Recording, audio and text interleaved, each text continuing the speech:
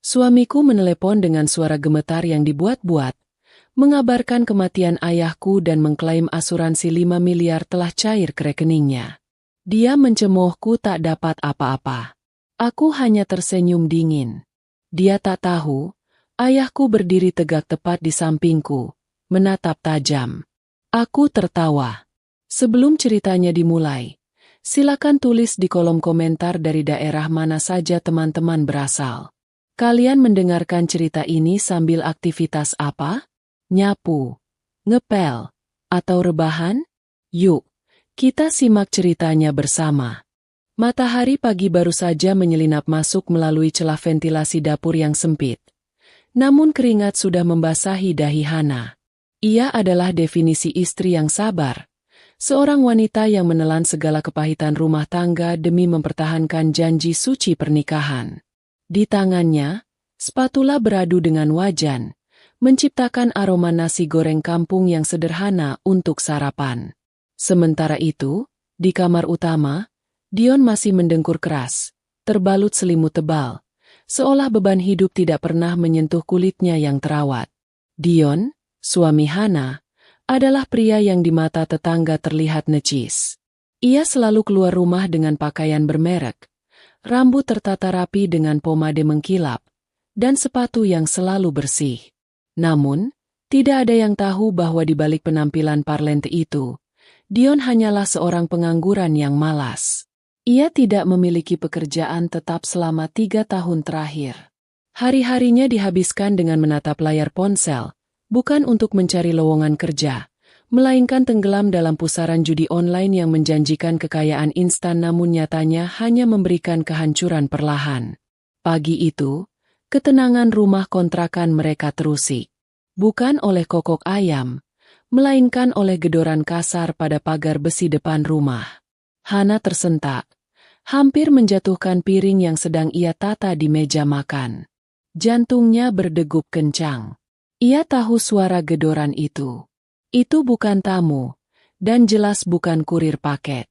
Dion, keluar kau. Bayar utangmu atau kami sita barang-barang di dalam. Teriakan seorang pria terdengar garang dari luar, membuat Hana gemetar. Hana berlari kecil menuju kamar, mengguncang tubuh suaminya. Mas Dion, bangun. Ada orang marah-marah di depan. Mas, itu siapa? Dion terbangun dengan kaget. Matanya merah karena begadang semalaman memantau slot judi yang kalah telak. Mendengar teriakan di luar, wajahnya yang baru bangun tidur langsung pucat pasi. Ia tahu betul siapa yang datang. Itu adalah penagih utang dari aplikasi pinjaman online ilegal yang bunganya mencekik leher. Dion telah meminjam puluhan juta rupiah demi menutupi kekalahan judinya. Dan kini jatuh tempo telah lewat berminggu-minggu. Jangan buka pintu, desis Dion panik. Melompat dari kasur dan mengintip dari balik tirai jendela. Bilang aku tidak ada di rumah. Bilang aku sedang dinas luar kota. Hana menatap suaminya dengan tatapan nanar. Mas, sampai kapan kamu begini? Tetangga sudah mulai keluar melihat rumah kita. Aku malu. Mas, apa benar kamu punya utang lagi? Sudah, jangan banyak tanya. Lakukan saja apa kataku. Bentak Dion, menyembunyikan ketakutannya dengan amarah kepada istrinya yang lembut itu. Hana menahan air mata. Ia berjalan ke depan dengan langkah berat, menghadapi dua pria bertubuh besar yang menatapnya dengan nyalang. Dengan suara bergetar dan memohon maaf, Hana berhasil membuat mereka pergi sementara dengan janji bahwa suaminya akan menghubungi mereka sore nanti. Tetangga berbisik-bisik, memandang sinis ke arah Hana, membuat dadanya sesak oleh rasa malu. Siang harinya, setelah suasana agak tenang, Dion keluar dari kamar dengan wajah yang masih tegang. Ia butuh uang. Cepat. Pikirannya buntu. Ia mondar-mandir di ruang tamu sempit itu sementara Hana pergi ke pasar untuk berbelanja bahan makanan murah, mencoba menghemat uang belanja yang semakin menipis. Dion yang frustrasi mulai menggeledah lemari pakaian Hana. Ia berharap istri bodohnya itu menyimpan uang simpanan atau perhiasan yang bisa ia gadai diam-diam. Tangan Dion mengacak-acak tumpukan baju, menarik laci-laci kecil, hingga sebuah map plastik berwarna biru terjatuh dari selipan baju gamis Hana. Dion memungutnya dengan kening berkerut. Apa ini? Sertifikat tanah? Tidak mungkin Hana punya tanah, gumam Dion. Ia membuka map itu. Matanya melebar seketika saat membaca judul dokumen tersebut. Polis Asuransi Jiwa. Tertera nama pemegang polis, Darmawan Santoso, ayah Hana, atau yang biasa dipanggil Pak Darma. Dion membaca dengan cepat, melompati pasal-pasal kecil. Matanya langsung mencari angka nominal pertanggungan. Napas Dion tercekat. Di sana tertulis angka yang fantastis. 5 miliar rupiah. 5 miliar. Bisik Dion. Suaranya serak karena kegembiraan yang mendadak meledak di dadanya. Tangan Dion gemetar. Bukan karena takut seperti tadi pagi, tapi karena euforia. Pak Darma, mertuanya, adalah pensiunan pengusaha sukses yang kini memilih hidup sederhana di desa. Meskipun terlihat seperti petani biasa yang suka memakai kaos oblong dan sarung, Pak Darma memiliki aset yang luar biasa. Ia sangat menyayangi Hana, anak satu-satunya. Dion tahu Pak Darma kaya, tapi ia tidak menyangka nilai asuransi jiwanya sebesar ini. Dan yang lebih menarik bagi Dion, di kolom ahli waris, tertulis jelas nama Hana sebagai penerima manfaat utama. Jika Hana menerimanya, sebagai suami, Dion merasa berhak menguasai uang itu sepenuhnya. Otak licik Dion mulai bekerja lebih cepat daripada mesin slot yang biasa ia mainkan. Utang pinjolnya yang puluhan juta itu terasa seperti recehan dibandingkan 5 miliar rupiah. Dengan uang sebanyak itu, ia tidak hanya bisa melunasi utang, tapi bisa membeli mobil sport, rumah mewah, dan hidup foya-foya selamanya tanpa perlu bekerja. Tapi ada satu masalah besar. Uang itu hanya akan cair jika Pak Darma meninggal dunia. Dion duduk di tepi ranjang, menatap kertas itu lekat-lekat.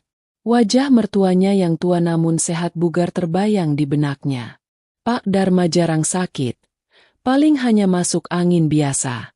Menunggu orang tua itu meninggal secara alami bisa memakan waktu 10 atau 20 tahun lagi. Dion tidak punya waktu sebanyak itu. Penagih utang akan menghabisinya minggu depan jika ia tidak membayar. Sebuah senyuman jahat perlahan terukir di bibir Dion. Niat jahat itu muncul begitu saja, gelap dan pekat, menutupi akal sehatnya. Ia tidak lagi melihat Pak Darma sebagai ayah mertua yang harus dihormati, melainkan sebagai brankas berjalan yang kuncinya harus segera dipatahkan. Maafkan aku, ayah mertua, gumam Dion sambil terkekeh pelan, menyimpan kembali dokumen itu ke tempat semula agar Hana tidak curiga. Sepertinya umurmu tidak akan panjang lagi. Aku butuh uang itu sekarang.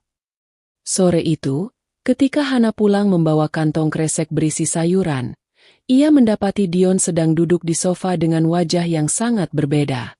Tidak ada lagi kepanikan atau kemarahan. Dion tersenyum manis menyambut istrinya.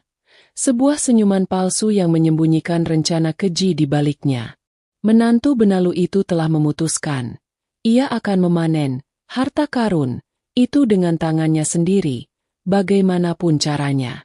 Suasana di rumah kontrakan Hana dan Dion berubah drastis dalam beberapa hari terakhir. Perubahan itu begitu mencolok hingga membuat Hana merasa bingung sekaligus bersyukur.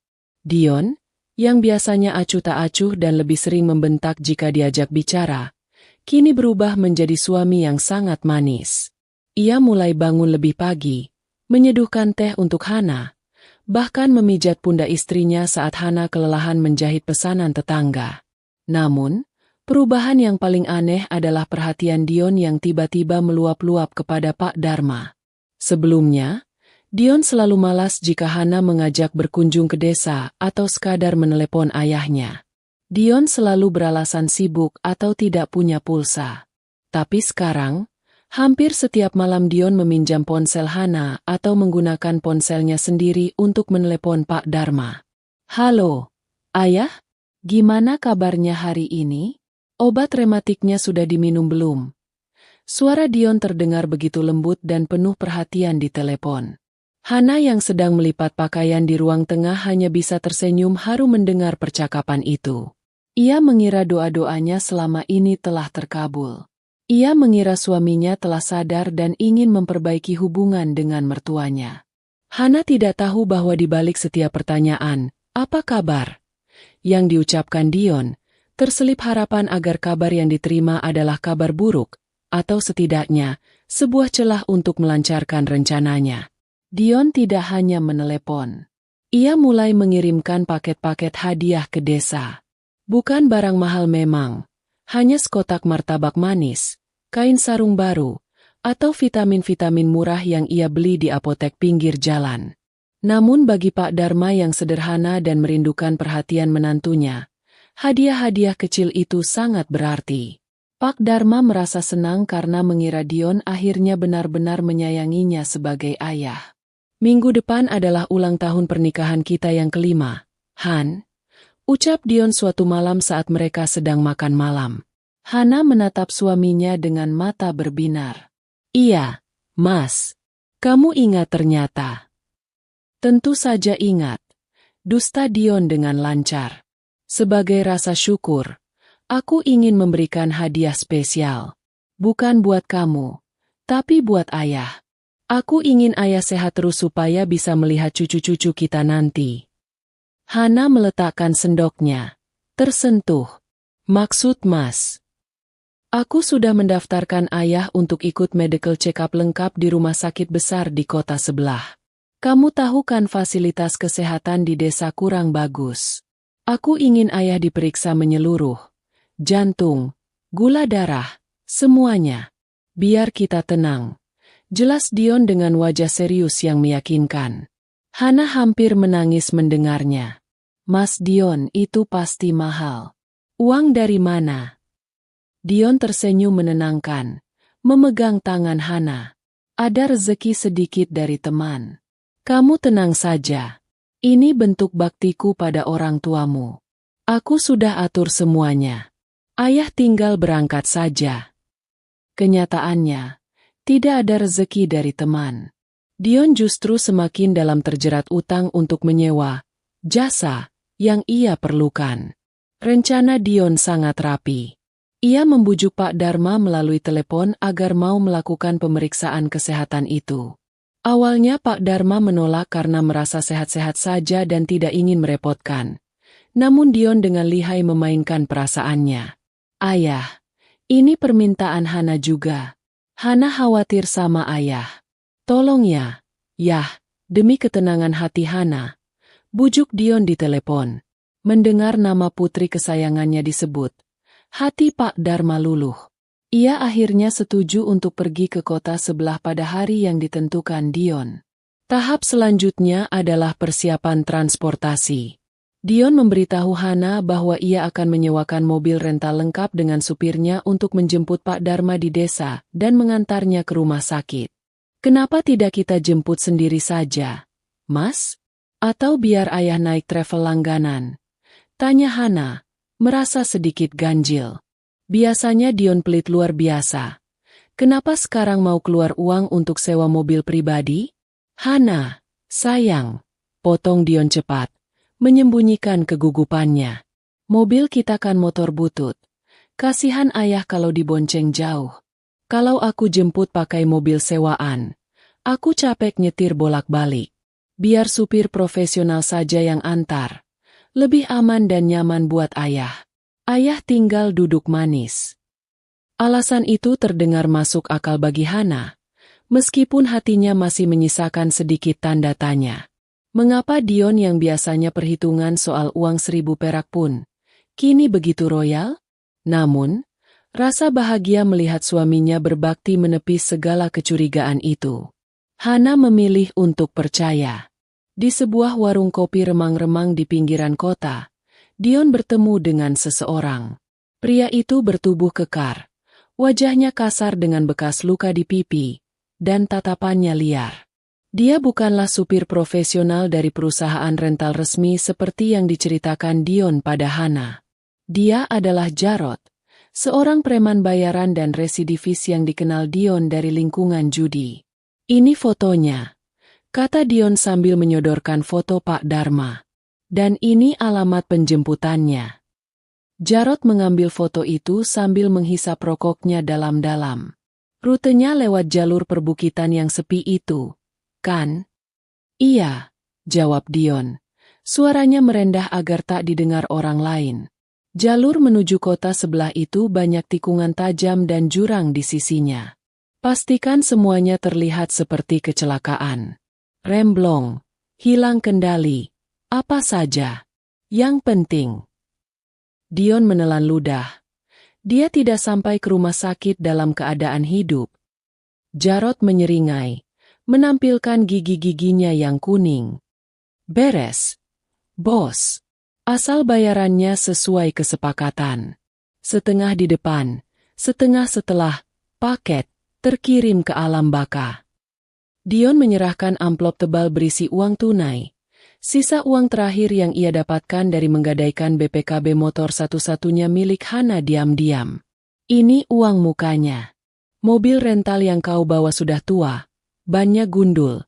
Jadi alasan remblong akan sangat masuk akal bagi polisi nanti. Kesepakatan iblis itu pun terjadi. Dion pulang ke rumah dengan perasaan lega yang mengerikan. Seolah beban utangnya sudah terangkat. Ia kembali berakting menjadi suami teladan di depan Hana, memeluk istrinya, dan membicarakan masa depan cerah mereka. Hana tertidur malam itu dengan senyum di bibir, membayangkan ayahnya akan semakin sehat. Sementara di sebelahnya, Dion menatap langit-langit kamar dengan mata nyalang, membayangkan uang 5 miliar rupiah yang akan segera masuk rekeningnya begitu rencana jahat ini berhasil dilaksanakan esok hari. Kejanggalan demi kejanggalan sebenarnya mulai tampak. Hana sempat melihat Dion menerima telepon dari nomor tak dikenal dengan bisik-bisik mencurigakan di kamar mandi. Hana juga merasa aneh kenapa Dion bersikeras agar Pak Dharma berangkat sendirian tanpa ditemani tetangga. Biar ayah istirahat total di mobil, gak usah ngobrol. Begitu alasan Dion. Tapi cinta dan harapan seorang istri seringkali menjadi tirai yang menutupi intuisi. Hana memilih buta, tidak menyadari bahwa kebaikan suaminya adalah racun yang sedang disajikan perlahan untuk membunuh ayah kandungnya sendiri. Pagi itu, udara di desa Sukamaju terasa sejuk seperti biasanya. Kabut tipis masih menyelimuti sawah-sawah yang membentang hijau di sekeliling rumah Pak Dharma. Pria paruhbaya itu sudah rapi dengan kemeja batik lengan pendek favoritnya dan celana bahan berwarna hitam. Wajahnya berseri-seri, memancarkan aura kebahagiaan yang tulus. Ia duduk di teras depan sambil menyesap teh hangat. Sesekali melirik jam tangan tua yang melingkar di pergelangan tangannya. Hari ini adalah hari yang ia tunggu-tunggu. Hari di mana ia merasa diperhatikan dan disayang oleh anak serta menantunya. Tak lama kemudian, sebuah motor tua berhenti di halaman rumah Pak Dharma. Pengendaranya adalah pria seusia Pak Dharma. Namun tubuhnya masih terlihat tegap dan bugar. Ia adalah Pak Slamet, tetangga sekaligus sahabat karib Pak Dharma. Dulu, Pak Slamet adalah supir pribadi kepercayaan Pak Dharma saat masih aktif berbisnis di kota. Hubungan mereka sudah melampaui batas antara majikan dan bawahan. Mereka sudah seperti saudara kandung yang saling menjaga. Assalamualaikum, Pak Haji. Rapi benar pagi ini. Mau melamar janda kembang mana? Goda Pak Slamet sambil terkekeh, memarkirkan motornya. Waalaikumsalam, Matt. Kamu ini ada-ada saja. Saya mau ke kota, mau medical check-up. Jawab Pak Dharma dengan bangga. Si Dion dan Hana yang menyuruh. Katanya hadiah ulang tahun pernikahan mereka. Saya mau dijemput mobil rental sebentar lagi. Pak Slamet mengernyitkan dahi. Ia tahu betul watak Dion, menantu Pak Dharma yang menurutnya kurang tahu sopan santun itu. Selama ini Dion jarang sekali terlihat peduli, apalagi sampai membiayai pengobatan mahal. Dion? Tumben sekali anak itu. Biasanya kalau kesini cuma minta sangu atau pinjam beras. Gumam Pak Slamet pelan, namun cukup terdengar oleh Pak Dharma. Hus, jangan suzon. Matt, orang bisa berubah. Mungkin dia sudah sadar. Dia menyewakan mobil khusus buat saya biar saya nyaman, katanya. Bela Pak Dharma. Saat mereka sedang berbincang, sebuah mobil minibus berwarna hitam masuk ke pekarangan rumah. Mobil itu terlihat kusam, bodinya penuh goresan, dan suaranya terdengar kasar saat mesinnya dimatikan. Pintu pengemudi terbuka, dan turunlah seorang pria berjaket kulit hitam dengan wajah yang jauh dari kata ramah. Itu adalah Jarod, preman bayaran Dion yang menyamar menjadi supir rental. Wajahnya berminyak, matanya merah, dan ada tato kecil yang menyembul dari balik kerah bajunya. Pak Slamet, yang memiliki pengalaman puluhan tahun sebagai supir dan mengenal seluk-beluk kendaraan serta karakter orang di jalanan, langsung merasakan firasat buruk. Instingnya menyala tanda bahaya. Ia memperhatikan mobil itu dengan seksama. Bannya terlihat gundul, bahkan ada retakan halus di dinding ban depan. Kaca filmnya terlalu gelap, mencurigakan. Dan yang paling mengganggu Pak Slamet adalah gelagat supirnya yang celingukan seperti orang yang sedang mengawasi target, bukan seperti supir profesional yang siap melayani penumpang. Pagi, Pak. Saya supir yang dipesan Mas Dion. Ayo berangkat sekarang. Saya buru-buru ada orderan lain nanti siang, kata Jarod dengan nada ketus, tanpa basa-basi atau senyum sedikit pun. Tangannya langsung menyambar tas pakaian Pak Dharma yang ada di kursi teras. Pak Dharma agak terkejut dengan kekasaran itu, tapi ia mencoba tetap tersenyum. Oh, iya Mas. Sebentar, saya pamit dulu sama teman saya. Pak Slamet langsung berdiri, menghalangi langkah Jarod.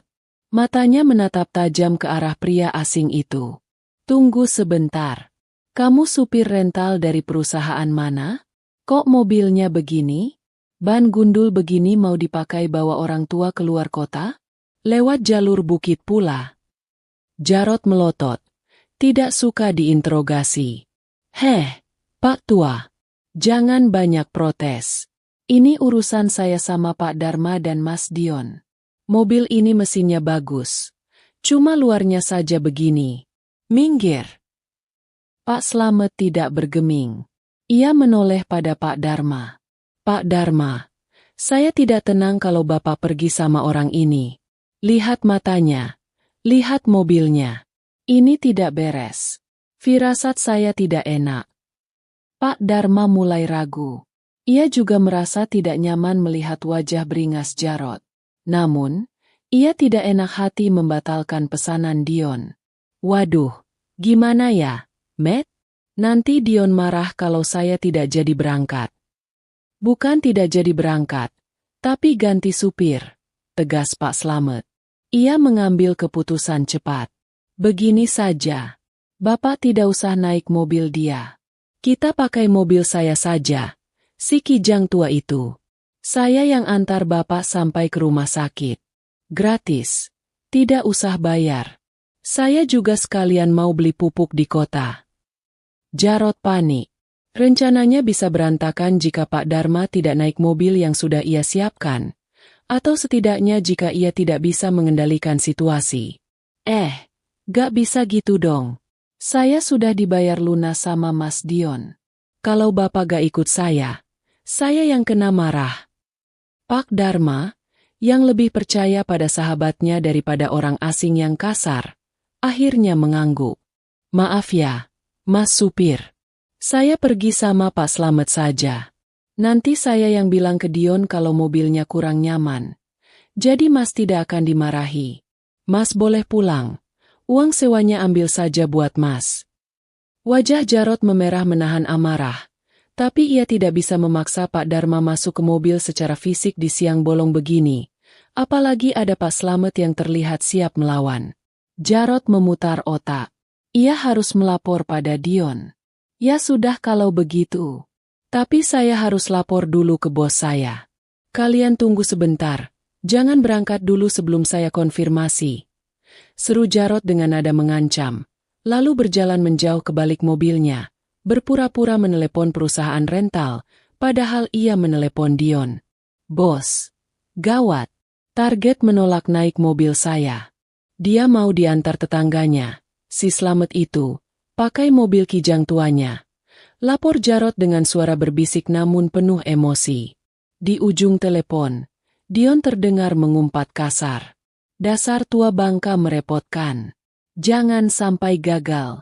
Rod, kalau dia tidak mati hari ini, kau harus kembalikan uang mukanya.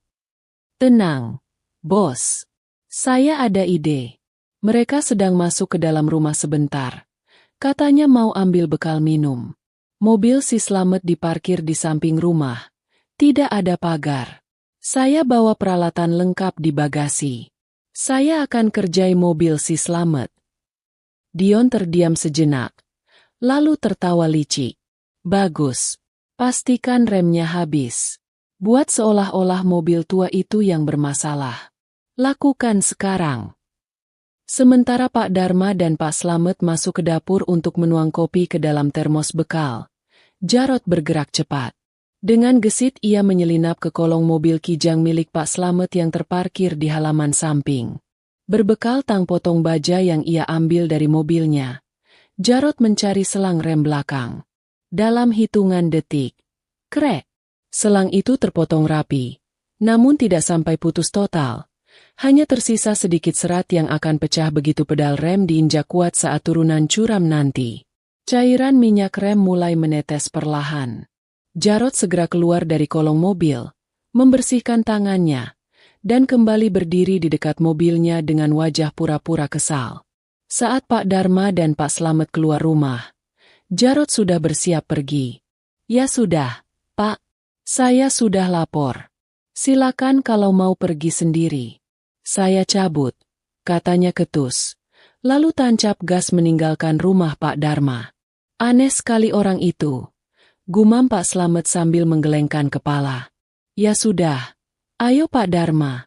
Bismillah, kita berangkat. Mobil kijang saya baru diservis minggu lalu. Insya Allah aman. Mereka pun naik ke dalam mobil tua namun terawat milik Pak Slamet. Tanpa mereka sadari, maut sedang mengintai di balik selang rem yang kini meneteskan cairan vital sedikit demi sedikit di sepanjang jalan aspal desa, menunggu momen yang tepat untuk mencabut nyawa. Perjalanan dari desa menuju kota tempat rumah sakit rujukan berada memakan waktu sekitar 2 jam. 1 jam pertama perjalanan terasa sangat menyenangkan. Pak Dharma dan Pak Slamet bernostalgia tentang masa muda mereka, membicarakan masa-masa ketika Pak Dharma masih merintis usaha ekspor furnitur dan Pak Slamet setia mengantar ke pelabuhan setiap subuh. Tawa renyah kedua sahabat itu mengisi kabin mobil kijang yang melaju dengan kecepatan sedang. AC mobil memang tidak terlalu dingin, tapi cukup untuk mengusir gerah matahari yang mulai meninggi. Hana itu beruntung punya suami yang mulai perhatian, kata Pak Dharma sambil memandang keluar jendela, melihat hamparan sawah yang mulai berganti dengan pepohonan hutan jati. Saya sempat khawatir dulu dia salah pilih suami. Tapi melihat usaha Dion hari ini, rasanya beban saya hilang separuh. Pak Slamet hanya tersenyum tipis. Matanya tetap fokus ke jalan. Dalam hatinya, ia masih menyimpan curiga. Tapi ia tidak ingin merusak suasana hati sahabatnya. Semoga saja begitu, Pak. Doa orang tua itu kan mustajab. Kalau Bapak ridho, insya Allah anak menantu jadi baik. Jalanan mulai menanjak dan berkelok. Mereka memasuki kawasan Bukit Menoreh, jalur alternatif yang membelah perbukitan untuk sampai ke kota lebih cepat.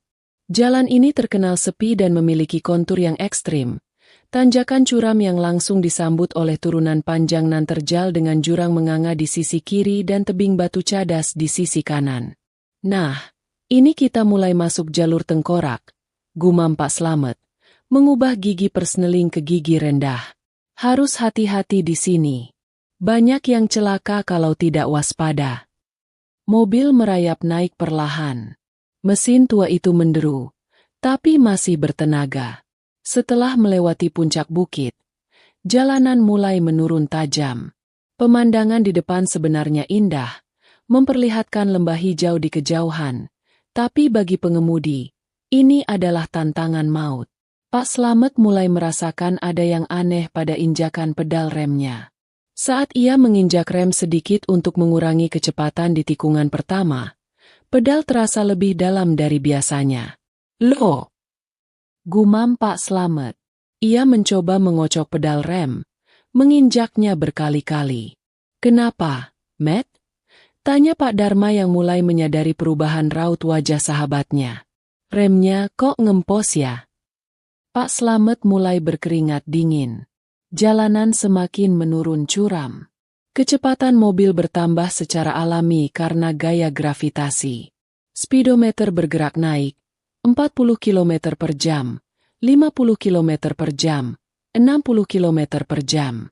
Di depan, sekitar 300 meter lagi, ada tikungan tajam berbentuk huruf U yang berbatasan langsung dengan jurang tanpa pembatas jalan yang memadai. Pak Slamet menginjak pedal rem sekuat tenaga sampai mentok ke lantai mobil. Plong! Tidak ada tahanan sama sekali. Mobil meluncur bebas seperti batu yang dilempar dari ketinggian. Astagfirullah! Rem blong, Pak! Remnya blong! Teriak Pak Slamet. Kepanikan seketika menyergap seisi mobil.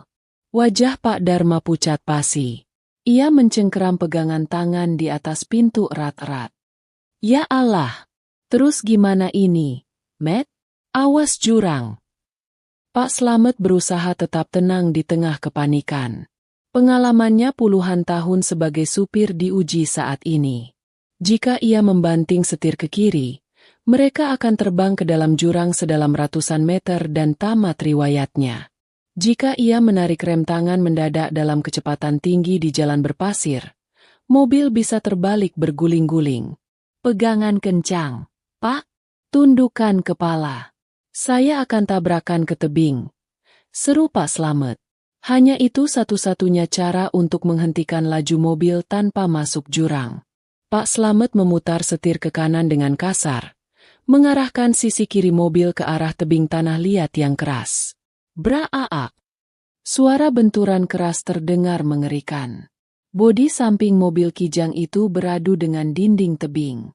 Kaca spion patah, bodi penyok, dan suara besi bergesekan dengan batu menciptakan bunyi ngilu yang menyayat telinga. Guncangan hebat membuat tubuh kedua orang tua itu terlempar-lempar meski tertahan sabuk pengaman. Pak Slamet terus menahan setir agar mobil tetap menempel pada tebing, menggunakan gesekan itu sebagai rem darurat. Debu mengepul tebal, menghalangi pandangan. Mobil terseret sejauh 50 meter sebelum akhirnya berhenti dengan posisi miring. Rodanya terbenam di parit pinggir tebing, hanya beberapa meter sebelum tikungan maut jurang itu. Hening. Beberapa detik berlalu tanpa suara. Hanya ada bunyi mesin yang mati dan tetesan air radiator yang pecah. Pak Dharma? Pak Dharma? Panggil Pak Slamet dengan suara parau, sambil memegangi kepalanya yang terbentur setir dan sedikit berdarah. Di kursi penumpang, Pak Dharma mengerang pelan. Ia syok berat. Dadanya sakit karena tekanan sabuk pengaman. Tapi ia sadar. Saya masih hidup, Matt. Pak Slamet menghela napas lega, meskipun tubuhnya gemetar hebat. Alhamdulillah kita selamat. Pak, kita selamat. Dengan susah payah, mereka berdua keluar dari mobil yang sudah ringsek sebelah itu. Pak Slamet memapah Pak Dharma duduk di pinggir jalan yang aman, menjauh dari mobil karena takut ada kebocoran bensin. Setelah memastikan Pak Dharma baik-baik saja dan hanya mengalami luka lecet ringan, Pak Slamet kembali ke mobil.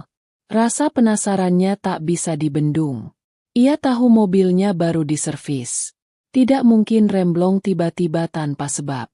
Pak Slamet berjongkok, mengintip ke kolong bagian belakang mobil. Minyak rem menggenang di aspal. Ia meraba selang rem. Matanya membelalak saat jarinya menyentuh ujung selang yang putus. Potongannya rapi dan bersih. Ini bukan pecah karena usia atau tekanan. Ini bekas potongan benda tajam. Bajingan. Desis Pak Slamet. Rahangnya mengeras. Ini bukan kecelakaan. Ini percobaan pembunuhan. Pak Slamet membawa potongan selang itu dan memperlihatkannya pada Pak Dharma yang masih mengatur napas. "Pak, lihat ini. Selang rem Bapak dipotong orang. Ada yang mau Bapak celaka." Belum sempat Pak Dharma mencerna fakta mengerikan itu, ponsel di saku bajunya bergetar. Pak Dharma merogoh saku dengan tangan gemetar. Nama, Dion menantu, tertera di layar. Pak Dharma menatap Pak Slamet, lalu menekan tombol terima dan mengaktifkan mode loudspeaker. "Halo?"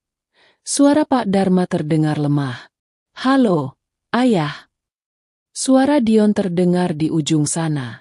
Nadanya terdengar panik, tapi anehnya, ada nada ketidaksabaran di dalamnya. "Ayah di mana? Sinyalnya kok putus-putus? Ayah sudah sampai jembatan jurang Bukit Menoreh belum?" Pak Dharma terdiam. Darahnya berdesir hebat. Bagaimana Dion bisa tahu posisi spesifik itu? Dan kenapa dia bertanya soal jembatan jurang? Bukankah seharusnya dia bertanya, "Sudah sampai rumah sakit?" "Kenapa kamu tanya begitu, Dion?" tanya Pak Dharma. Suaranya mulai berubah dingin. Dion di ujung telepon gelagapan sejenak, lalu tertawa canggung. "Ya tidak apa-apa. Yah, soalnya kata orang di sana rawan sinyal hilang kalau sudah lewat jurang. Aku cuma mau memastikan ayah selamat." Kalimat itu justru menjadi konfirmasi bagi Pak Dharma. Naluri seorang ayah yang selama ini buta karena kasih sayang, tiba-tiba terbuka lebar. Potongan selang rem di tangan Pak Slamet dan pertanyaan spesifik Dion tentang lokasi kecelakaan menjadi bukti yang tak terbantahkan. Air mata menetes di pipi keriput Pak Dharma. Bukan air mata kesakitan fisik, melainkan rasa sakit hati yang teramat dalam. Menantu yang ia banggakan, yang ia harapkan menjaga putrinya, ternyata menginginkan kematiannya. Pak Slamet memberi isyarat agar Pak Dharma tidak memberitahu kondisi sebenarnya. Ia menempelkan jari telunjuk di bibir. Pak Dharma mengerti. Ia menarik napas panjang, menahan isak tangisnya. Ia tidak menjawab pertanyaan Dion, melainkan langsung mematikan telepon. "Dia pelakunya, Matt," bisik Pak Dharma. Suaranya bergetar penuh amarah dan kesedihan. "Dia mau saya mati di jurang itu." Pak Slamet mengepalkan tangannya. "Kita tidak boleh diam, Pak. Kita harus buat perhitungan. Tapi sekarang, kita ke rumah sakit dulu untuk visum dan obati luka Bapak. Biarkan si Dion mengira rencananya berhasil."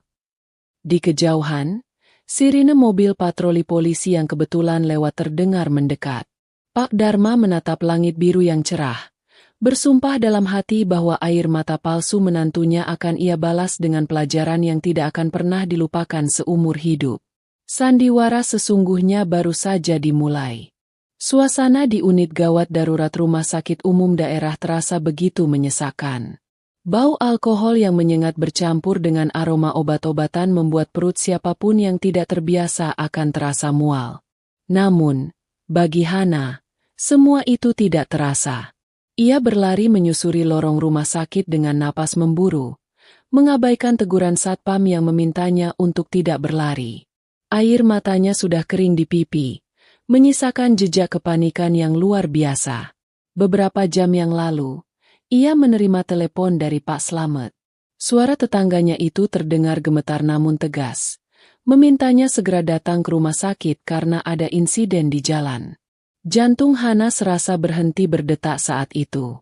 Bayangan buruk tentang ayahnya langsung memenuhi kepala. Sepanjang perjalanan naik ojek online, bibir Hana tak henti-hentinya merapalkan doa, memohon keselamatan bagi satu-satunya laki-laki yang tulus mencintainya di dunia ini. Sesampainya di depan tirai hijau bilik nomor 4, Hana berhenti sejenak. Tangannya gemetar saat menyibakkan kain pembatas itu. "Ayah!" panggil Hana lirih. Di atas ranjang sempit itu, Pak Dharma duduk bersandar.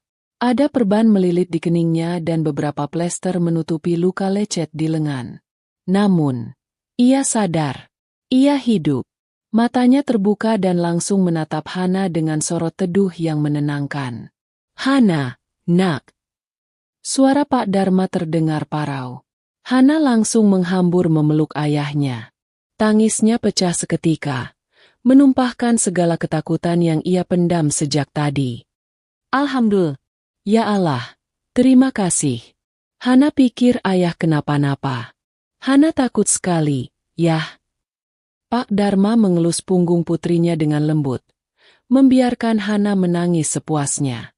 Di sudut ruangan, Pak Slamet berdiri dengan wajah kaku. Ia membiarkan momen haru itu berlangsung beberapa saat sebelum akhirnya berdehem pelan. Mbak Hana, panggil Pak Slamet pelan. Hana melepaskan pelukannya, menghapus air mata, lalu menatap Pak Slamet.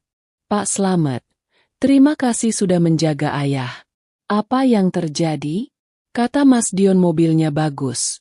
Supirnya profesional. Kenapa bisa kecelakaan? Pak Slamet dan Pak Dharma saling berpandangan. Ada keheningan yang berat di antara mereka. Pak Slamet kemudian maju selangkah, mengeluarkan bungkusan plastik bening dari saku jaketnya. Di dalamnya, terdapat potongan selang karet berwarna hitam yang ujungnya rata.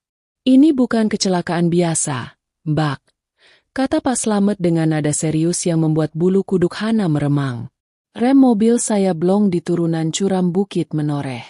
Tapi setelah saya periksa, selang remnya bukan pecah, tapi dipotong. Ada orang yang sengaja memotongnya supaya kami celaka. Hana terbelalak. Ia menutup mulutnya dengan tangan. Tak percaya. Dipotong? Siapa yang tega melakukan itu pada ayah? Pak Dharma memegang tangan Hana erat-erat. Tatapannya berubah tajam, penuh dengan emosi yang tertahan. Hana, ayah mau kamu kuat mendengar ini. Supir rental yang disewa suamimu. Dia memaksa ayah naik mobilnya yang bannya gundul. Karena ayah menolak dan memilih naik mobil Pak Slamet, dia marah. Dan saat kami lengah minum kopi, dia menyabotase mobil Pak Slamet. Maksud ayah? Hana menggeleng pelan. Otaknya menolak menerima kenyataan pahit itu. Maksud ayah, Mas Dion? Dion yang merencanakannya. Hana, tegas Pak Dharma. Tadi dia menelepon ayah. Bertanya apakah ayah sudah sampai di jurang. Dia tahu lokasinya. Dia ingin ayah mati. Dunia Hana serasa runtuh. Suami yang selama ini ia layani dengan sabar, yang ia kira sudah berubah menjadi baik, ternyata adalah dalang di balik percobaan pembunuhan ayahnya sendiri. Rasa sakit, kecewa, dan marah bercampur menjadi satu, membuat dadanya sesak bukan main. Tiba-tiba, ponsel di tas Hana berdering nyaring. Hana tersentak. Ia merogoh tasnya dan melihat layar ponsel. Nama, suamiku sayang, tertera di sana. Sebuah nama kontak yang dulu ia tulis dengan penuh cinta, kini terasa menjijikan. Hana menatap ayahnya dengan bingung. Ini Mas Dion menelepon. Pak Dharma menarik napas panjang, lalu memberi isyarat tegas. Angkat. Hana. Tapi jangan bilang ayah selamat. Nyalakan loudspeaker. Biar kita dengar apa maunya. Dengan tangan gemetar menahan amarah, Hana menggeser tombol hijau dan menyentuh ikon pengeras suara. Halo, Mas? Suara Hana terdengar bergetar, yang bagi Dion di ujung sana terdengar seperti getaran kesedihan. Hana! Suara Dion terdengar meledak-ledak, diiringi suara isak tangis yang sangat dibuat-buat. Innalillahi wa inna ilaihi raji'un. Hana, kamu harus kuat ya. Hana menggigit bibir bawahnya kuat-kuat hingga terasa perih. Ia melihat ayahnya yang duduk tegak di depannya, sehat walafiat. Kenapa, Mas? Ada apa? Barusan, Hicks, barusan polisi menelepon aku. Bohong Dion dengan lancar. Padahal yang meneleponnya adalah Jarod. Si preman bayaran yang berbohong bilang tugas sudah selesai agar bisa kabur dan menagih sisa bayaran. Katanya mobil yang membawa ayah masuk jurang di Bukit Menoreh. Mobilnya meledak. Hana. Ayah meninggal dunia di tempat.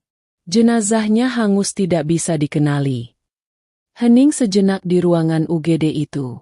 Hana, Pak Dharma, Dan Pak Slamet mendengarkan sandiwara keji itu dengan darah mendidih. Dion benar-benar mengira mertuanya sudah jadi abu. "Mas, kamu serius?" tanya Hana. Suaranya kini berubah dingin, namun Dion terlalu sibuk dengan fantasinya sendiri hingga tidak menyadarinya. Tiba-tiba, nada suara Dion berubah drastis. Tangis palsunya berhenti seketika, digantikan dengan nada bicara yang arogan dan penuh kemenangan. "Dengar, Hana, kamu tidak usah terlalu sedih. Toh orang tua itu sudah bau tanah, memang sudah waktunya mati," ucap Dion enteng, seolah sedang membicarakan kucing yang tertabrak, bukan manusia. "Yang penting sekarang, aku sudah cek polis asuransinya. Klaim asuransi jiwa ayahmu itu nilainya 5 miliar rupiah. Dan sebagai suamimu, aku sudah urus semuanya. Uangnya akan cair ke rekeningku sebagai kepala keluarga dan ahli waris sah." Hana mengepalkan tangannya hingga kukunya memutih. Matanya menatap nanar ke arah ponsel. Ia ingin sekali berteriak, memaki suaminya sebagai iblis. Dion melanjutkan ocehannya, semakin menunjukkan wajah aslinya. "Kamu itu istri yang tidak becus. Hana, selama ini kamu cuma bisa masak dan nyuci, tidak bisa cari duit. Jadi jangan harap kamu dapat sepeser pun dari uang 5 miliar ini. Ini jatahku. Aku yang capek-capek mengurus ayahmu akhir-akhir ini. Jadi wajar kalau aku yang menikmati hasilnya. Kamu cukup diam di rumah. Jadi babu seperti biasa. Mengerti?" Kata-kata itu menghujam jantung Hana. Bukan karena ia sedih dihina, tapi karena ia sadar betapa butanya ia selama ini. Ia telah mencintai monster. Ia melihat ke arah Pak Dharma. Pria tua itu tidak terlihat sedih lagi. Wajah Pak Dharma kini keras. Rahangnya mengatup rapat, dan matanya memancarkan api kemarahan seorang ayah yang tidak terima anaknya diinjak-injak. Hana menarik napas panjang, mencoba menenangkan detak jantungnya yang menggila. Ia menatap mata ayahnya, mencari kekuatan. Pak Dharma mengangguk pelan, memberi kode untuk tetap tenang. Hana tersenyum. Bukan senyum bahagia, melainkan senyuman dingin yang mengerikan. Senyuman seorang wanita yang kesabarannya telah habis dan siap menghancurkan musuhnya. Di dalam hati, Hana berkata, "Nikmatilah kemenangan semumu detik ini, Mas. Karena setelah ini, aku akan membuatmu menyesal pernah dilahirkan." Hana tidak menjawab cemoohan Dion dengan teriakan marah. Ia hanya diam, membiarkan keheningan itu membuat Dion merasa di atas angin. Di ruangan itu, 3 orang saksi hidup, korban, anak, dan penyelamat, sedang menyusun rencana pembalasan tanpa perlu mengucapkan sepatah kata pun. Dion di seberang sana tidak tahu bahwa mayat yang ia bicarakan sedang berdiri tegak, siap menjemputnya bukan sebagai hantu, tapi sebagai hakim dunia nyata. Dion masih menunggu jawaban di ujung telepon dengan tidak sabar. "Halo? Hana, kamu dengar tidak? Jangan bengong saja kayak orang bodoh. Cepat pulang dan siapkan rumah. Sebentar lagi mungkin ada tamu melayat basa-basi. Jangan bikin malu aku." Hana memegang ponselnya dengan erat, seolah ingin meremas benda itu hingga hancur. Emosinya sudah diubun-ubun. Ia membuka mulutnya, hendak meluapkan sumpah serapah. "Dasar suami biadab, ayah masih." Namun, sebelum kalimat itu selesai, sebuah tangan keriput namun hangat membekap mulut Hana dengan lembut. Itu tangan Pak Dharma. Pak Dharma menggelengkan kepalanya perlahan. Tatapannya tajam namun penuh strategi. Ia berbisik sangat pelan, nyaris tak terdengar, tepat di telinga Hana. "Jangan, Nak. Jangan sekarang. Biarkan dia merasa menang dulu. Biarkan dia terbang setinggi-tingginya, supaya nanti jatuhnya makin sakit. Kita tangkap basah dia saat dia merasa paling aman." Hana tertegun. Ia melihat kebijaksanaan di mata ayahnya. Benar. Jika ia memberitahu sekarang, Dion mungkin akan kabur. Dion mungkin akan menyangkal dan melarikan diri membawa surat-surat berharga. Mereka butuh bukti lebih kuat. Mereka butuh Dion mengakui kejahatannya di depan hukum. Hana mengangguk. Mengerti. Ia menarik napas dalam-dalam, mengatur suaranya agar terdengar seperti wanita yang hancur dan pasrah, persis seperti yang diinginkan Dion. Iya, Mas. Jawab Hana dengan suara bergetar yang ia buat-buat. Innalillahi. Aku syok banget, Mas. Maafkan aku. Dion mendengus di seberang sana. Ya sudah, simpan air matamu itu. Tidak guna. Sekarang kamu urus jenazahnya kalau sudah ketemu. Atau kalau tidak ketemu ya sudah. Bikin kuburan kosong saja. Aku tunggu di rumah. Ingat, jangan minta uang padaku untuk urusan tetek bengek. Iya, Mas. Aku akan urus semuanya. Kamu tunggu di rumah ya. Siapkan pengajian kalau bisa. Pancing Hana.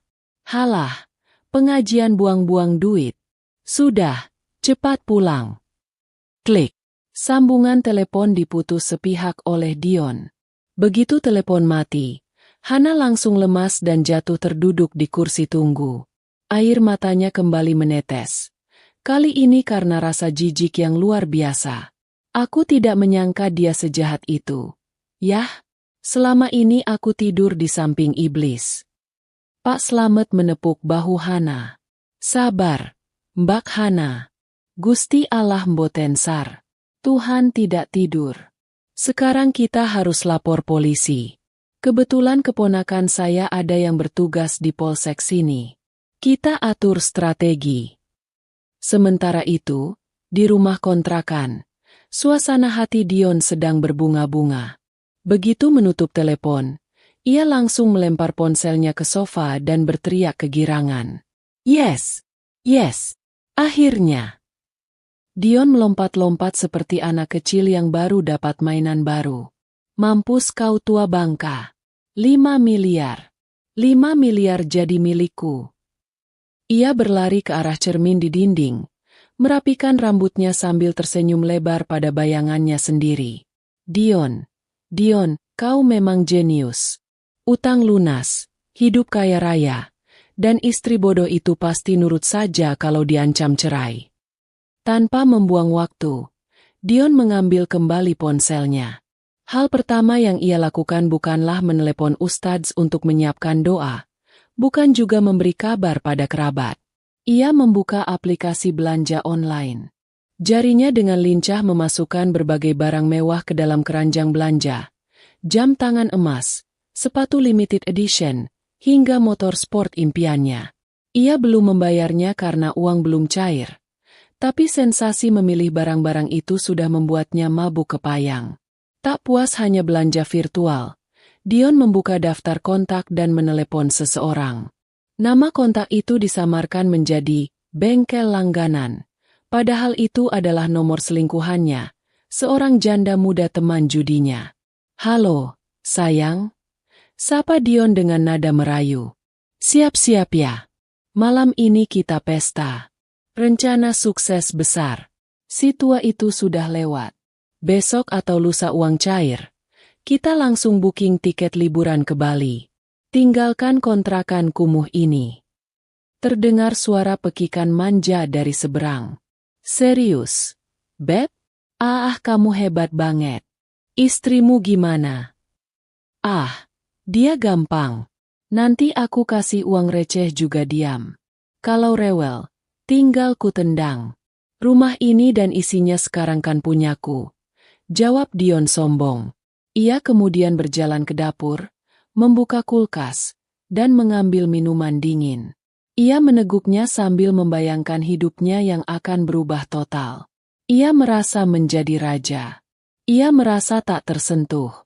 Di rumah sakit, strategi pembalasan sedang disusun dengan matang. Pak Dharma sudah selesai diperiksa dan diobati lukanya. Polisi pun sudah datang setelah ditelepon Pak Slamet, mencatat laporan, dan mengamankan barang bukti berupa selang rem yang terpotong. Jadi, Bapak ingin kami bagaimana? Tanya seorang perwira polisi muda bernama Inspektur Rian. Pak Dharma menatap lurus ke depan. Pak polisi, tolong kawal kami pulang. Tapi jangan bunyikan sirine. Parkir agak jauh dari rumah. Biarkan saya dan anak saya masuk duluan. Saya ingin melihat wajah menantu saya saat dia sadar bahwa mayat ini bisa berjalan pulang untuk menuntut keadilan. Inspektur Rian mengangguk hormat. Siap, Pak. Kami akan dukung skenarionya. Pelaku tidak akan bisa lari. Hana berdiri, menghapus sisa air matanya, dan menggantinya dengan tatapan nyalang. Ia merapikan jilbabnya, lalu memapah ayahnya berdiri. Ayo pulang, Yah, kata Hana mantap. Kita bersihkan sampah di rumah kita.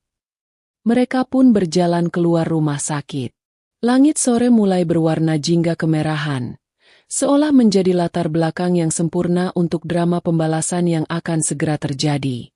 Di rumah, Dion masih sibuk tertawa-tawa, memesan makanan mahal lewat aplikasi ojek online, sama sekali tidak menyadari bahwa badai sedang bergerak menuju pintu depannya. Pesta pora yang ia gelar terlalu dini itu akan segera berubah menjadi mimpi buruk yang tak berujung. Langit di luar mulai gelap, namun lampu-lampu di dalam rumah kontrakan itu menyala terang benderang, seolah sedang merayakan sebuah festival kemenangan. Dion duduk berselonjor di sofa ruang tamu yang kulitnya sudah mulai mengelupas. Kaki kanannya diletakkan dengan santai di atas meja, tepat di samping tumpukan kulit kacang dan kaleng minuman bersoda yang berserakan. Tidak ada lantunan ayat suci, tidak ada aroma buku Yasin, dan sama sekali tidak ada persiapan untuk menyambut jenazah, sebagaimana lazimnya rumah duka. Yang ada hanyalah suara musik ubeat yang keluar pelan dari ponsel Dion. Ia menggoyangkan kepalanya mengikuti irama, menikmati euforia yang memabukkan. Baginya, kematian Pak Dharma bukanlah sebuah tragedi, melainkan kunci pembuka gerbang kebebasan. Bebas dari kemiskinan, bebas dari tagihan pinjol yang meneror setiap pagi, dan bebas dari status sebagai menantu benalu yang selalu dipandang sebelah mata oleh tetangga. 5 miliar. Gumam Dion berulang kali seperti mantra. Ia mengangkat tangannya, seolah-olah sedang menggenggam tumpukan uang di udara. Ah, bodoh sekali orang-orang tua itu. Menabung seumur hidup, menjaga kesehatan. Ujung-ujungnya mati konyol di jurang buat kasih makan aku. Dion meraih ponselnya lagi. Ia tidak menghubungi kerabat atau tetangga untuk mengabarkan berita duka. Justru, nomor yang ia hubungi adalah seseorang bernama Rico, seorang agen asuransi nakal yang sudah ia kenal dari meja judi. Rico adalah bagian penting dari rencana cadangan Dion untuk memuluskan pencairan dana. Halo, Rick? Gimana? Posisi aman? Tanya Dion dengan nada mendesak begitu telepon tersambung. Aman, bos. Gue udah siapin berkas-berkasnya. Suara Rico terdengar dari seberang, sedikit serak karena asap rokok. Tapi lu yakin jenazahnya nggak ketemu? Kalau nggak ada surat kematian dari rumah sakit, agak ribet nih klaimnya. Dion tertawa meremehkan. Tenang saja. Jurang bukit menoreh itu dalam, Rick. Hutan di bawahnya lebat. Kalau mobil meledak di sana, sisanya cuma abu. Nanti gue bayar orang kelurahan buat bikin surat keterangan kematian karena kecelakaan tragis. Lu tinggal kondisikan orang dalam asuransi biar nggak banyak tanya. Gue kasih lu 500 juta. Bersih. Kurang baik apa gue? 500? Oke, deal. Gue gas sekarang proses administrasinya. Anggap aja besok lusa cair. Dion memutus sambungan dengan senyum lebar. Ia merasa jenius. Ia merasa dunia ada di dalam genggamannya. Pikirannya mulai melayang ke showroom mobil mewah yang sering ia lewati. Ia membayangkan dirinya turun dari mobil sport merah menyala, memakai kacamata hitam, sementara Hana, istrinya yang lugu itu, hanya akan ia jadikan pembantu di rumah gedongan barunya nanti. Atau mungkin, ia akan menceraikan Hana setelah uangnya cair dan semua aset berpindah nama.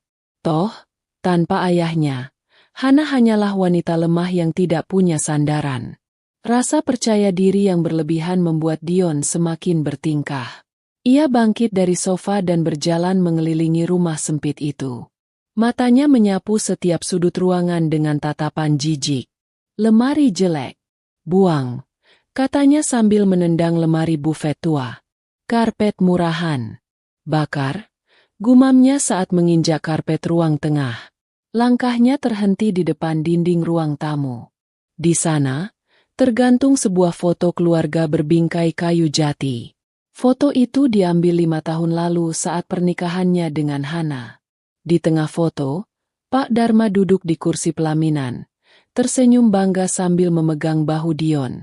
Saat itu, Pak Dharma terlihat begitu bahagia menyerahkan putri sematawayangnya kepada lelaki yang ia percaya.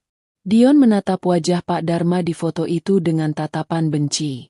Ia merasa senyum Pak Dharma di foto itu seolah mengejeknya. Mengejek kegagalannya sebagai laki-laki yang tidak bisa menafkahi istri. Mengejek status penganggurannya. "Kenapa kau senyum-senyum, tua bangka?" desis Dion. "Kau pikir kau hebat dengan petuah-petuah bijakmu itu?" "Kerja keras, Dion. Jujur, Dion." "Cuy, omong kosong. Lihat siapa yang menang sekarang." Dengan gerakan kasar, Dion menurunkan bingkai foto itu dari dinding. Tanpa ragu sedikit pun, ia membantingnya ke lantai. Perang! Kaca bingkai itu hancur berkeping-keping, berserakan di lantai keramik yang dingin. Foto Pak Dharma kini tergeletak di antara pecahan kaca, robek sedikit di bagian wajah karena tertusuk beling. Dion tidak merasa bersalah sedikit pun. Ia justru menginjak foto itu dengan sepatu ketsnya, memutar tumitnya di atas wajah mertuanya seolah sedang mematikan puntung rokok. "Rumah ini milikku sekarang. Tidak boleh ada lagi jejakmu di sini," ucapnya dingin. Tiba-tiba, terdengar suara langkah kaki tergopoh-gopoh dari arah dapur. Bei Inah, wanita parubaya yang kadang membantu menyetrika pakaian tetangga dan kebetulan sedang ada di sana untuk mengantar cucian, berlari keluar karena kaget mendengar suara pecahan kaca. "Mas Dion? Astagfirullah. Ada apa, Mas? Kok fotonya dibanting?" tanya Bei Inah dengan wajah pucat. Ia melihat pecahan kaca dan wajah beringas Dion. Dion menoleh. Matanya melotot tajam. Emosinya sedang tidak stabil. Campuran antara adrenalin kejahatan dan arogansi kekayaan semu. "Heh, Inah. Siapa suruh kamu keluar? Urusi saja setrikaanmu itu. Jangan ikut campur urusan orang kaya." Bei Inah terlonjak kaget dibentak seperti itu. Biasanya Dion memang ketus, tapi tidak pernah sekasar ini. Maaf, Mas. Saya cuma kaget. Itu foto Pak Dharma kan kesayangan Mbak Hana." "Bodoh amat," potong Dion kasar. "Mulai sekarang saya bos di sini. Hana itu nggak ada apa-apanya. Dan kamu, kalau masih mau kerja di sini, tutup mulutmu.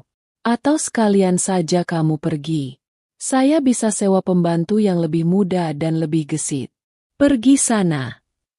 Bei Inah yang ketakutan langsung membereskan barang-barangnya dan berlari keluar lewat pintu belakang.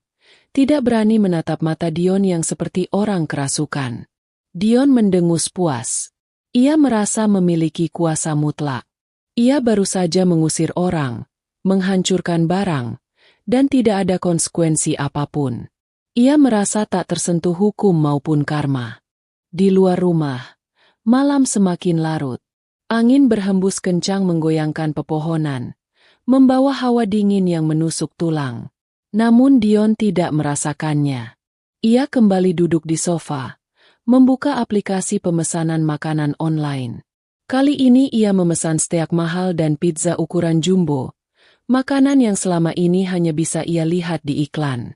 Makan enak dulu sebelum pura-pura nangis di depan Hana, pikirnya sambil terkekeh. Sementara itu, beberapa kilometer dari sana, sebuah konvoi senyap sedang bergerak membelah malam. Tidak ada sirine yang meraung. Tidak ada lampu rotator biru yang menyilaukan.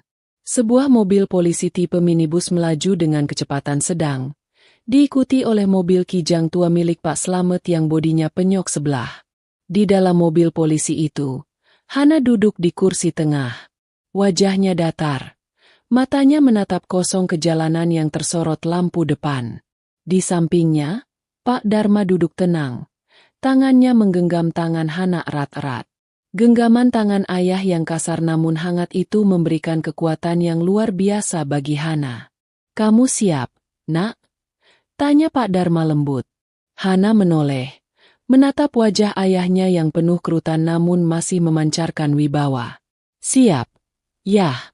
Hana sudah tidak punya air mata lagi buat dia. Hana cuma mau dia bayar semua perbuatannya. Pak Dharma mengangguk. "Ingat, jangan emosi. Kita mainkan peran kita sampai akhir. Biar hukum yang menghantamnya saat dia lengah." Di kursi depan, Inspektur Rian melirik lewat kaca spion tengah. "Kita sudah hampir sampai, Pak, Bu. Sesuai rencana, kami akan parkir di tikungan depan gang agar tidak terlihat dari jendela rumah. Bapak dan Ibu masuk duluan. Kami akan menyusul di belakang dan mengepung rumah." Hana menarik napas panjang, mengisi paru-parunya dengan keberanian. Bayangan suaminya yang menelepon dengan berita kematian palsu kembali terngiang, membakar semangatnya untuk mengakhiri sandiwara menjijikan ini. Di rumah itu, Dion sedang berpesta di atas kuburan ayahnya. Tapi sebentar lagi, pesta itu akan berubah menjadi pengadilan yang paling menakutkan dalam hidup Dion. Mobil polisi berbelok pelan memasuki area perumahan. Suasana sepi. Hanya suara jangkrik dan gonggongan anjing kejauhan yang terdengar. Roda mobil berhenti berputar tepat di ujung gang yang gelap. "Ayo, Yah," bisik Hana. Pintu mobil terbuka. Udara malam menyambut mereka. Hana turun lebih dulu, lalu membantu ayahnya. Pak Dharma menolak dipapah. Ia mengambil tongkat kayunya, menegakkan punggungnya. Ia ingin berjalan sendiri. Ia ingin berdiri tegak di depan pengkhianat itu.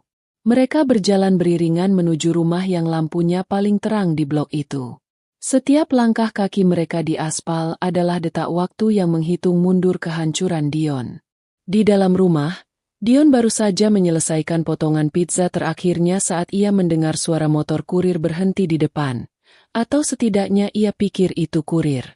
Ia tidak tahu bahwa tamu yang datang bukanlah pengantar makanan, melainkan malaikat pencabut kebahagiaan palsunya. Dion mengusap perutnya yang kekenyangan. Sendawa keras keluar dari mulutnya, tanpa rasa sopan santun sedikit pun meski ia sendirian. Ia melirik jam dinding, sudah pukul 9 malam. Hana seharusnya sudah sampai sebentar lagi. Dion segera beranjak, mematikan musik di ponselnya, dan mengubah ekspresi wajahnya. Ia berlatih di depan cermin kecil di ruang tengah. "Hana, ayah," ucapnya dengan nada sedih yang dibuat-buat, mencoba mengeluarkan air mata buaya. Ia mengusap matanya dengan sedikit air ludah agar terlihat basah. "Oke, sempurna. Acting level Oscar." Tiba-tiba, terdengar ketukan di pintu depan. "Tok! Tok! Tok!" Ketukan itu terdengar keras dan tegas. Bukan ketukan ragu-ragu seperti tamu biasa, tapi ketukan orang yang memiliki tujuan pasti. "Ah, itu pasti paket jam tangan mewahku yang datang. Atau mungkin Hana," pikir Dion. Hatinya berdebar senang membayangkan barang-barang branded yang ia pesan dengan fitur cot. Rencananya ia akan membayarnya dengan uang tabungan Hana yang tersisa di laci. Toh nanti akan terganti miliaran. Dion berjalan menuju pintu dengan langkah ringan. Ia sempat berhenti sejenak untuk mengacak-acak rambutnya agar terlihat frustrasi dan berduka. Ia menarik napas dalam-dalam, menyiapkan mental untuk drama babak kedua. "Sebentar," seru Dion dari dalam. Ia memutar kunci pintu, lalu menarik gagang pintu hingga terbuka lebar.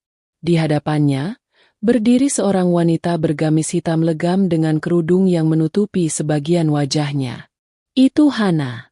Wajah istrinya terlihat pucat di bawah sinar lampu teras yang remang-remang, Matanya sembab, atau setidaknya terlihat begitu, dan ekspresinya datar, sulit ditebak. Dion langsung menyalakan mode sandiwaranya. Tubuhnya yang tadi tegap langsung ia bungkukkan. Bahunya merosot lemas. Ia memajukan wajahnya, memasang tampang paling menderita sedunia. Hana. Suara Dion bergetar hebat. Ia langsung mencoba memeluk Hana. Akhirnya kamu pulang. Aku nggak kuat sendirian di sini menanggung kesedihan ini. Ayah. Han. Ayah. Namun, tubuh Hana kaku seperti patung. Ia tidak membalas pelukan suaminya. Tangannya diam di sisi tubuhnya. Hawa dingin menguar dari sikap Hana, membuat Dion merasa ada yang janggal. Biasanya Hana akan langsung menangis histeris dan memeluknya erat mencari perlindungan. Dion melepaskan pelukannya, menatap wajah Hana dengan bingung namun masih mempertahankan topeng kesedihannya. Kamu kenapa, sayang? Kamu pasti syok banget ya? Mana jenazah ayah? Ambulansnya mana? Kok sepi?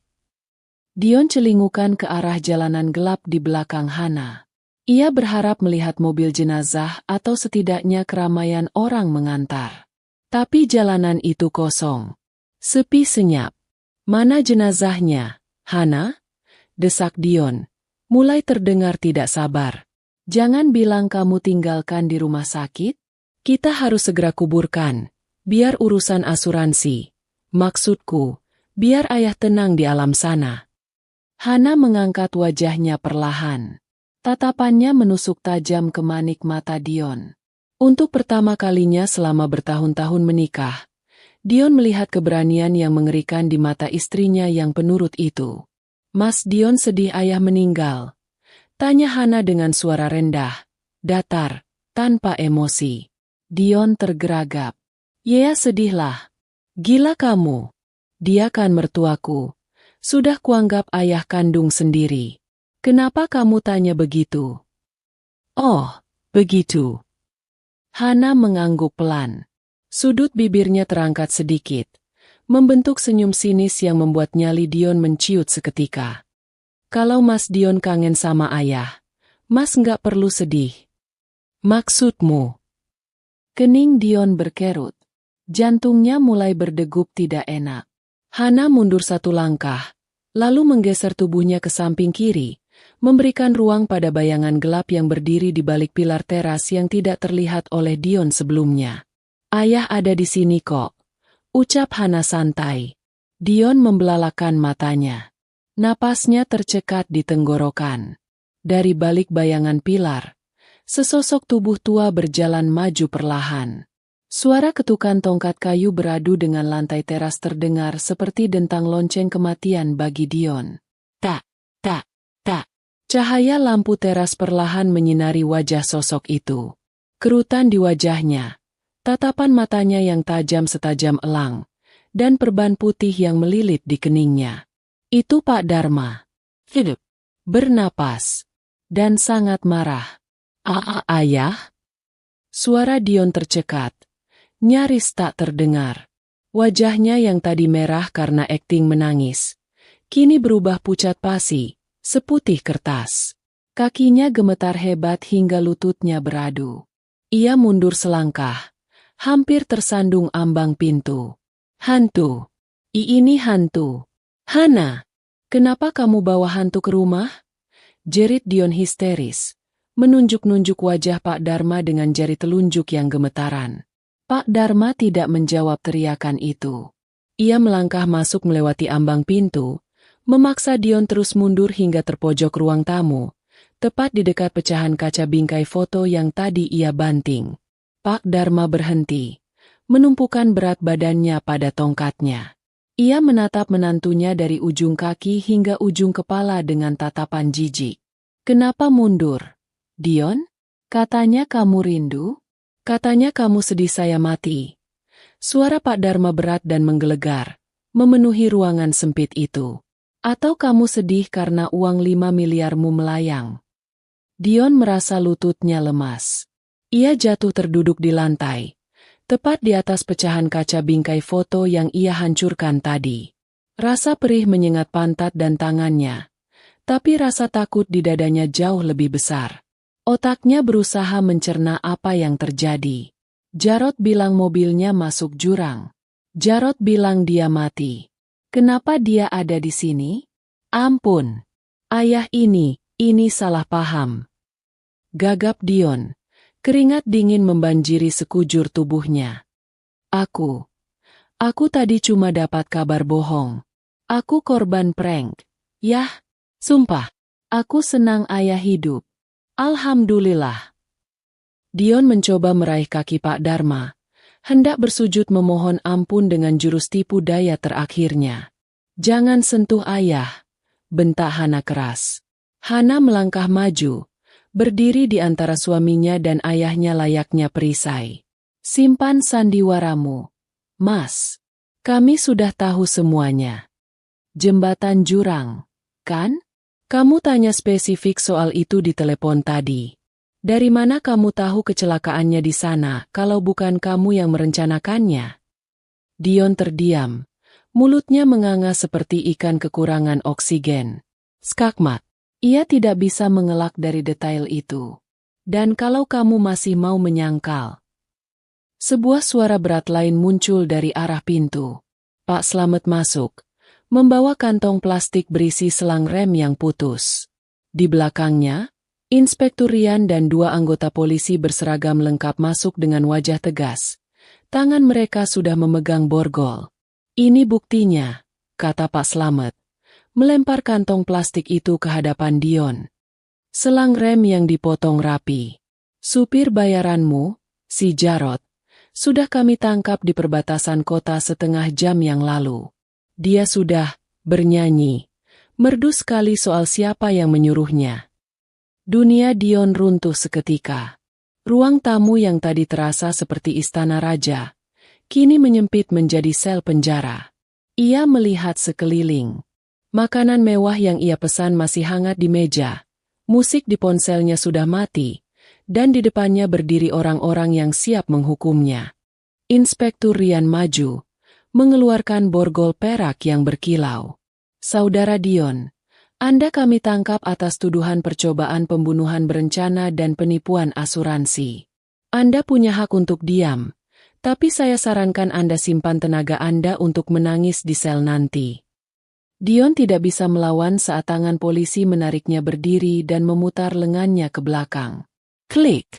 Suara besi dingin yang mengunci pergelangan tangannya adalah suara paling mengerikan yang pernah ia dengar. Hana! Hana! Tolong aku!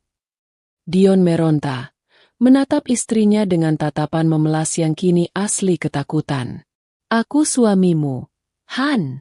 Masa kamu tega lihat suamimu di penjara? Aku hilaf. Han! Aku janji berubah.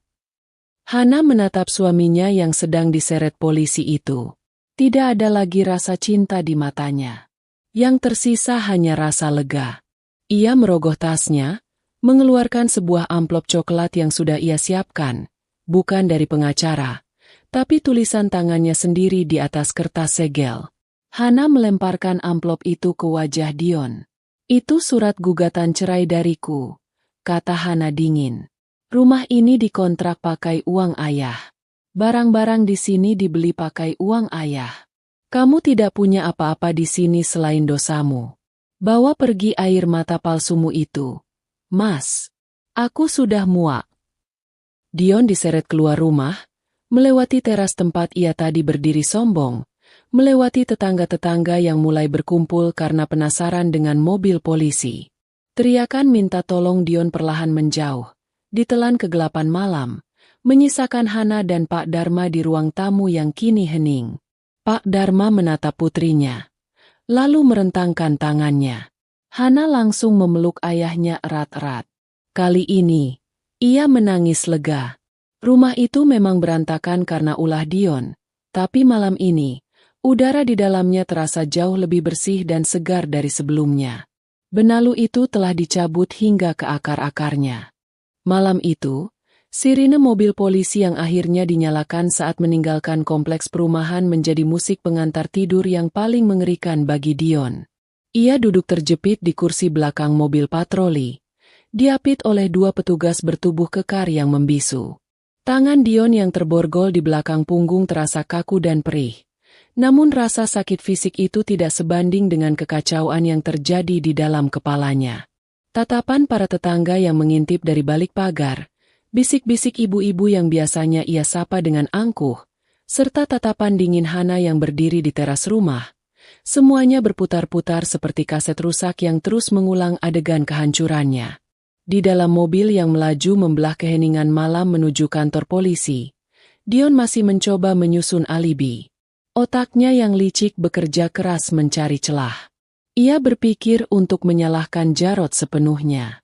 Ia akan bilang bahwa Jarod berinisiatif sendiri, bahwa ia diperas, atau bahkan ia akan berpura-pura gila. Namun, setiap kali ia mengingat rekaman suara di telepon tadi dan wajah Pak Slamet yang membawa potongan selang rem, nyalinya menciut. Bukti itu terlalu nyata. Kejahatannya terlalu telanjang untuk ditutupi dengan kebohongan baru. Sementara itu, di rumah kontrakan yang kini terasa begitu lapang, Hana sedang menyapu pecahan kaca dari bingkai foto yang dibanting Dion. Suara sapu lidi yang bergesekan dengan lantai keramik terdengar ritmis, menenangkan detak jantungnya yang masih berpacu sisa ketegangan tadi. Pak Dharma duduk di sofa yang sama tempat Dion tadi berpesta pora. Namun aura yang dipancarkannya jauh berbeda. Tidak ada keserakahan. Hanya ada ketenangan seorang ayah yang berhasil melindungi anaknya dari bahaya. Hana mengumpulkan pecahan kaca itu ke dalam pengki, lalu membuangnya ke tempat sampah. Tindakan sederhana itu terasa sangat simbolis baginya. Ia tidak hanya membuang sampah fisik, tetapi juga membuang sisa-sisa kenangan buruk tentang laki-laki yang selama 5 tahun ini tidur di sebelahnya namun berniat membunuh ayahnya. Sudah, nak, istirahatlah. Besok kita masih harus ke kantor polisi untuk memberikan keterangan tambahan, ucap Pak Dharma lembut, melihat putrinya yang tampak lelah namun matanya menyala garang. Hana menggeleng pelan, meletakkan sapu di sudut ruangan. Hana belum mengantuk. Yah, Hana justru merasa segar. Rasanya seperti baru bangun dari mimpi buruk yang panjang. Hana mau membereskan barang-barang Dion malam ini juga. Hana tidak mau melihat bajunya lagi besok pagi. Malam itu, Hana menghabiskan waktunya dengan memasukkan semua pakaian Dion ke dalam kardus bekas mie instan. Kemeja-kemeja bermerek yang dibeli Dion dari hasil utang, celana jeans ketat yang selalu ia banggakan, hingga koleksi sepatu yang ia rawat lebih baik daripada ia merawat istrinya, semua dimasukkan Hana tanpa dilipat. Tidak ada air mata kesedihan saat Hana melakukan itu. Yang ada hanya rasa muak. Setiap helai baju yang ia pegang mengingatkannya pada betapa butanya ia selama ini, pada betapa ia sering mengalah demi ego laki-laki itu. Kardus-kardus itu kemudian ia tumpuk di teras depan, siap untuk diangkut entah kemana. Mungkin ke tempat pembuangan sampah atau diserahkan ke panti asuhan jika ada yang sudi memakainya. Keesokan harinya, di ruang interogasi kantor polisi yang dindingnya dicat abu-abu kusam, Dion duduk berhadapan dengan Inspektur Rian. Wajah Dion kusut. Matanya bengkak karena tidak bisa tidur semalaman di sel tahanan yang dingin dan berbau pesing. Di sudut ruangan, Jarod juga duduk dengan tangan terborgol, menatap Dion dengan tatapan penuh dendam. Ternyata, Jarod merasa dikhianati karena Dion tidak segera mentransfer sisa pembayaran yang dijanjikan, yang membuatnya mudah bernyanyi saat ditangkap polisi. Saudara Dion, suara Inspektur Rian memecah keheningan. Nadanya tenang namun mengintimidasi. Saudara Jarod sudah mengakui semuanya.